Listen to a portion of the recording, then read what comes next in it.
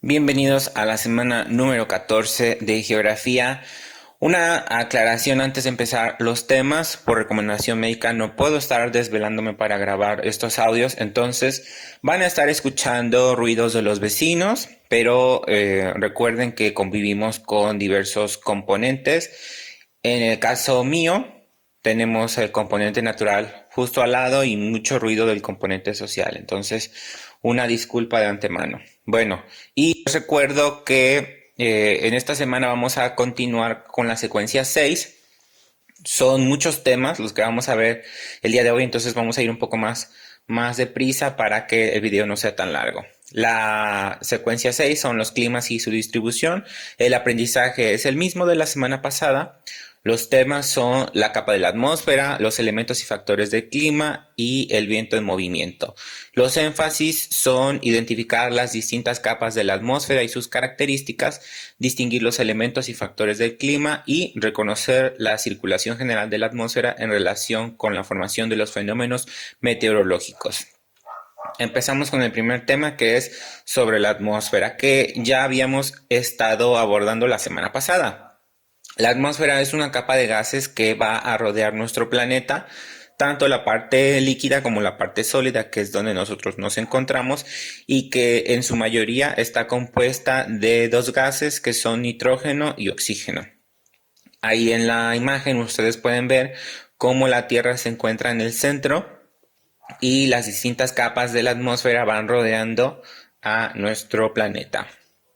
¿Cuáles son los beneficios de contar con esta atmósfera? ¿Cuáles son los beneficios de que tengamos esta atmósfera? Bueno, los principales son que absorbe la radiación solar ultravioleta, va a frenar los meteoritos y que en combinación con las plantas vamos a poder obtener el oxígeno que necesitamos para sobrevivir. En el caso del primero, de la absorción de la radiación ultravioleta, funciona como una capa protectora. Parte de los rayos solares que el Sol emana y que se dirigen hacia la Tierra se van a ir perdiendo mientras van tocando las distintas capas de la atmósfera, y eso va a evitar que nosotros pues nos desintegremos por el calor, ¿no? Aunque evidentemente muchas personas corren el riesgo de estar expuesta muchas horas al sol por diversas enfermedades de la piel. Sobre los meteoritos, la atmósfera, como les dije, igual actúa como una capa protectora. Incluso hay un capítulo, si son seguidores de Los Simpson, hay un episodio donde un meteorito va a destruir la ciudad. Sin embargo, en la caricatura o en la serie, la comedia o lo cómico es que la contaminación o la capa de contaminación es la que destruyó al meteorito. En el caso real, las diversas capas de la atmósfera son las que van a ir desintegrando poco a poco esos meteoritos para que cuando ya esté en nuestro cercano a nuestra tierra, al suelo, pues ya esté completamente desintegrado para salvarnos, ¿no? Y el tercero es que en combinación con las plantas vamos a obtener el oxígeno. Las plantas van a utilizar el dióxido de carbono que nosotros emanamos y que la atmósfera también les provee para generar el oxígeno por medio de la fotosíntesis, que es un proceso que ustedes ya vieron en la primaria, lo que nos va a permitir respirar. Bueno, aquí tenemos las diversas capas de la atmósfera y, como les mencioné la semana pasada, para el estudio de geografía lo único que nos genera interés es la capa donde nosotros nos encontramos, que es la troposfera, ¿sí? Y es además donde ocurren los fenómenos que nosotros experimentamos. Ahora bien, la troposfera, aquí les pongo cuatro elementos importantes de la troposfera que hay que entender. Incluye el aire que respiramos y los procesos climáticos de la Tierra, el viento que sientes en tu cara, las nubes que observas en el cielo o el vuelo de las aves van a formar parte de ella. Se caracteriza por una disminución de su temperatura a medida que aumenta la altura. Aquí tenemos que son 6.5 grados centígrados por cada kilómetro que nosotros subimos. Si nosotros subimos 1 kilómetro o 1000 metros, la temperatura va a descender ese porcentaje. Y si nosotros bajamos 1000 metros o 1 kilómetro, la temperatura va a aumentar ese porcentaje en relación con el lugar donde nos encontremos. El aire de la troposfera también se vuelve menos denso a medida que se incrementa la altura, y por eso ustedes han visto que los alpinistas o los montañistas necesitan tanques de oxígeno en forma de botella para poder respirar, porque llega un momento en donde no cuentan con suficiente oxígeno. Las nubes que se encuentran en la troposfera no solo reflejan la luz solar, sino que también absorben la radiación de calor emitida por la Tierra. Un cielo nuboso mantiene caliente la Tierra como una manta. Por eso, cuando tenemos mucho frío y salimos salimos al patio, si vemos despejado completamente el cielo, es una señal de que el frío va a perdurar. ¿Por qué? Porque no hay una capa que esté deteniendo el poco calor que se haya conservado en la Tierra. Cuando está completamente nublado, es una forma de entender que el poco calor que se quedó en la Tierra se va a detener por el efecto de las nubes. Entonces es como si fuera las nubes funcionan como una sábana. Si yo tengo frío, básicamente es porque esa sábana no está desaparecida. Y si yo quiero tener calor, esa sábana o esas nubes tienen que estar en la parte encima de mí para que pueda retener el calor. Así es como funciona. Bueno, la contaminación del aire exterior de la troposfera provoca graves daños a la salud de la población, como les había mencionado. Casos de cáncer, alergias, asma o enfermedades respiratorias tienen relación con la troposfera. Bueno, pasamos al siguiente tema. Elementos y factores del clima. Este tema es muy amplio, pero vamos a analizarlo poco a poco. En el planeta Tierra vamos a contar con ciertos elementos que junto con algunos factores van a interactuar y van a generar distintos tipos de climas. O también esta interacción irregular nos va a producir los distintos tipos de estados del tiempo o estados atmosféricos, ¿sí? Pero para que nosotros tengamos el clima necesitamos esa interacción de elementos y factores. Ahora bien, ¿cuáles son los elementos? Temperatura, precipitación, viento, humedad, presión atmosférica y nubosidad. Y los factores son latitud, altitud, corrientes marinas, distancia al mar y relieve. Vamos a empezar con los elementos y vamos a ir uno por uno. La temperatura es el grado de calor contenido en la atmósfera. Puede ser medido en grados centígrados para nuestro país o en grados Fahrenheit para, por ejemplo, Estados Unidos, el cual es transmitido por las superficies sólidas y líquidas calentadas por el sol. Ahí les pongo una nota en rojo.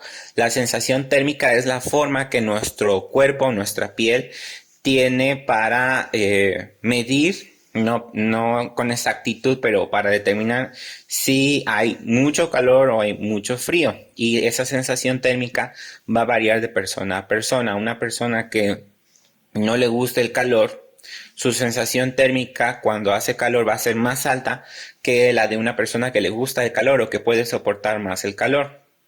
Y en la imagen les muestro una garita donde contamos con termómetros que están en su interior para poder medir la temperatura del ambiente. Tiene que estar completamente tapada del sol y de corrientes de aire para que no tenga variaciones en su temperatura o en las mediciones y no vaya a descomponerse por la radiación solar.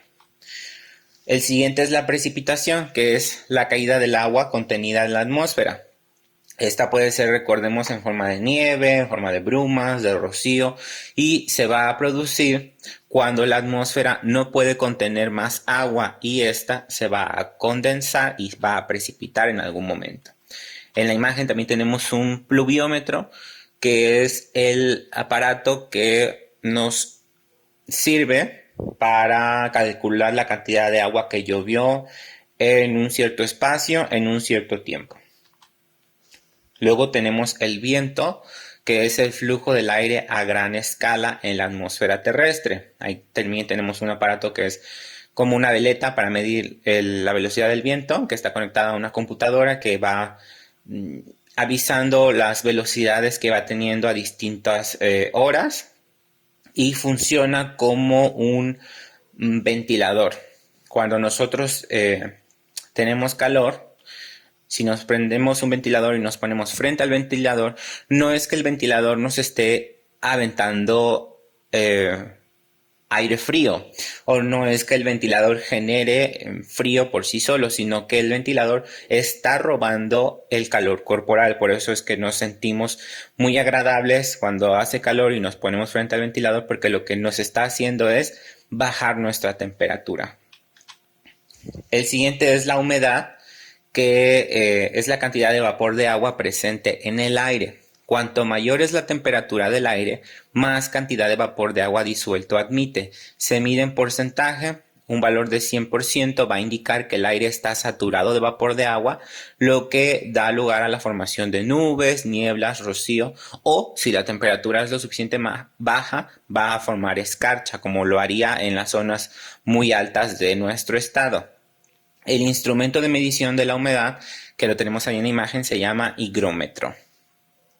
Pasamos con el siguiente, que es el último de los elementos, que es la presión atmosférica. Es la variable meteorológica que mejor nos puede anticipar los cambios en el tiempo. Cambios en el barómetro, que es el aparato de medición de la presión, nos va a indicar una infinidad de modificaciones de la atmósfera. Esto es muy importante entender. Pueden existir diversas variaciones en los elementos anteriores y nos van a indicar muchas cosas, y una persona especializada o calificada es la que se encarga de hacer todas estas mediciones.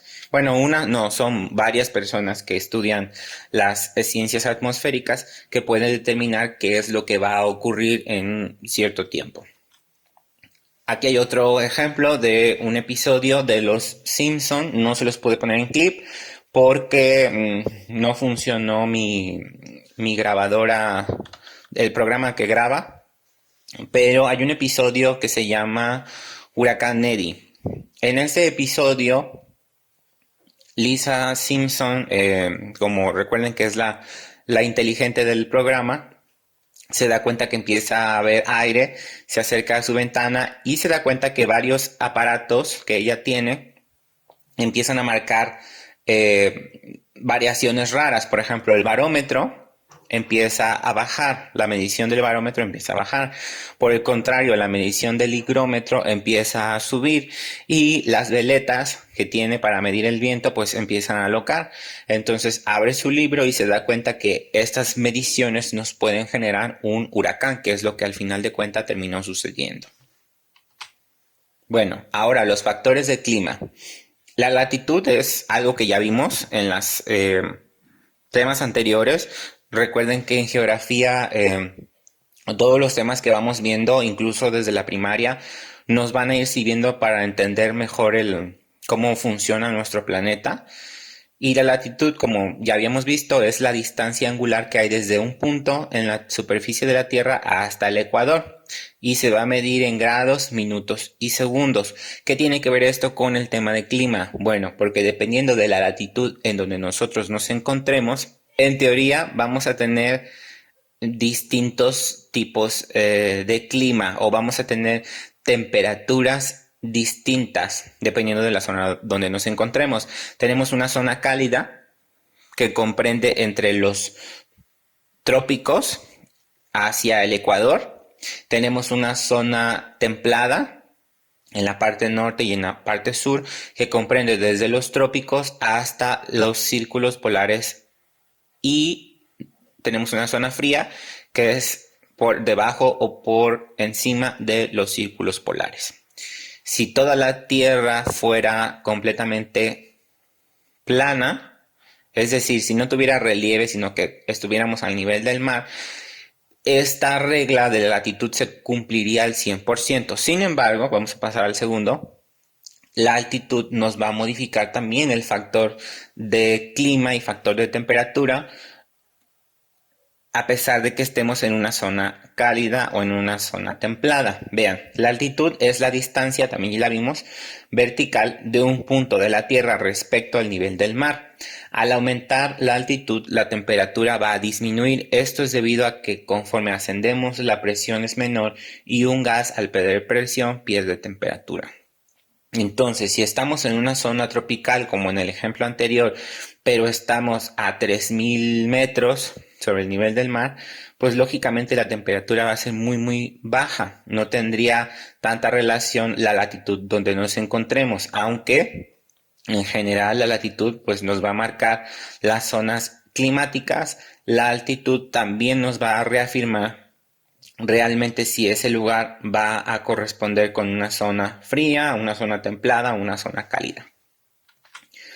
Después tenemos otro factor que ya vimos también, que son las corrientes marinas, que son masas de agua que se desplazan a lo largo de los océanos y recorren grandes distancias. Tienen una influencia muy importante en los climas en la Tierra porque contribuyen a repartir el calor del trópico por el resto del planeta.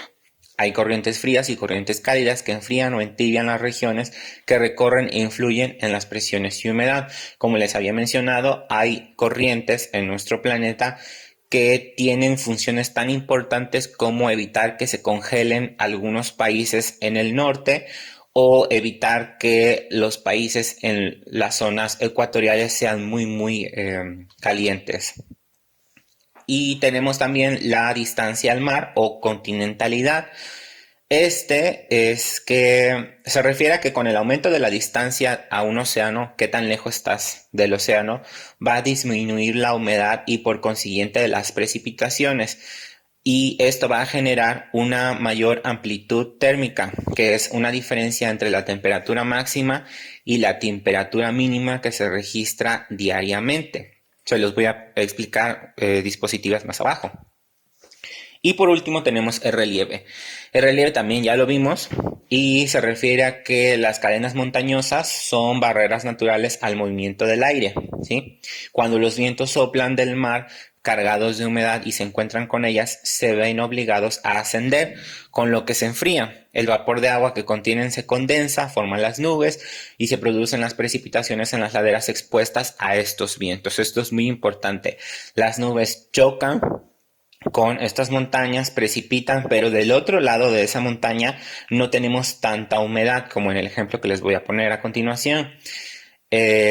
Las laderas o la parte que sí está húmeda de la montaña se va a llamar barlovento y la ladera opuesta a la que no tiene humedad se va a llamar sotavento.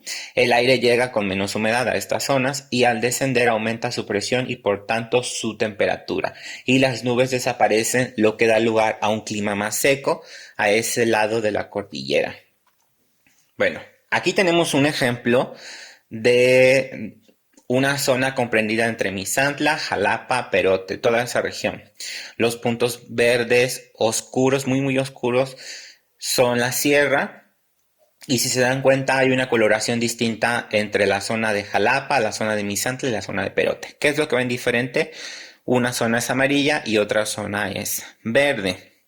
Toda la zona de Jalapa, hasta antes de llegar a Perote, si se dan cuenta, es verde, pero de un momento a otro pasa de un color verde a un color amarillo anaranjado. Esto se debe a que de un lado tenemos el barlovento y de otro lado tenemos el sotavento. Llegan las nubes, se estrellan en este sistema de relieve, precipita, se humedece la zona del lado de Jalapa, pero del otro lado ya no pasa la humedad. Sin embargo, la temperatura no es cálida o no es caliente porque nuestra altitud, recuerden todos estos factores, nuestra altitud es muy alta. Por lo tanto, a pesar de que no pasa la humedad, vamos a tener un clima con una temperatura más baja que la que tenemos en, por ejemplo, Jalapa y la que tenemos obviamente en Misantla. Misantla, si se dan cuenta, no está tan lejos del mar con respecto a lo que está Jalapa. Si nosotros seguimos esa lógica de continentalidad, pues tendríamos una temperatura similar. ¿Cuál es la diferencia ahí que marca entonces para el tipo de clima de Misantla y el tipo de clima de Jalapa? La altitud. ¿Sí? Jalapa está a 1400 metros y Misantla está a 300 metros. Y aún así, para ustedes que viven en comunidad, Misantla tiene una temperatura más agradable. ¿Por qué? Porque está a 200 metros, 220 metros más o menos, más arriba con relación a sus comunidades, como les había mencionado las semanas anteriores. Entonces, esto es una imagen de Google Earth que nos muestra cómo es en la imagen satelital, pero ahora que ustedes ya saben los factores y los elementos del clima, pueden interpretar más cosas, como les mencioné, la altitud, la continentalidad, la humedad, todo lo que ya hemos estado viendo lo pueden reflejar en distintas imágenes del espacio y es bastante interesante. Ahora bien, vamos a pasar con la actividad. Ya avanzamos bastante tiempo.